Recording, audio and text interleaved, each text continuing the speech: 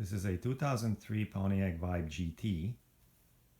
This car was made on the same production line with Toyota Matrix XRS. Both those cars got the 1.8 liter Yamaha high output engine with variable valve timing and lift control. The engine makes 180 horsepower out of 1.8 liter of displacement. It's really a lot of fun to drive, especially with the 6-speed manual transmission, which is right here on the floor.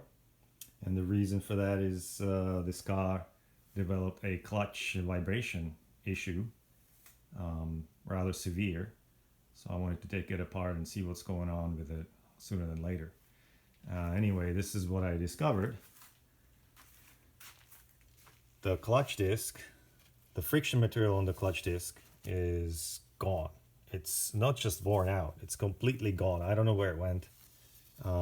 It just self-destructed. 2/3 of it are completely missing from the clutch disc. There's still some left over here, but on this side the rest is missing, and it was the clutch disc was pressing metal on metal here on the pressure plate. So the pressure plate obviously is also junk now.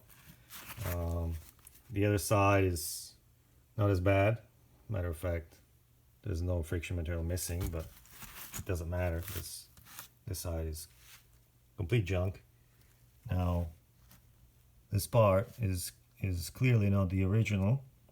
The original was made in Japan by Aisin, and here this clutch disc was made in China, so somebody has already changed the clutch in this car, and wanted to save some money and bought a subpar, a low quality Chinese part, which failed terribly. I'll be replacing this with a brand new clutch kit made by Luke.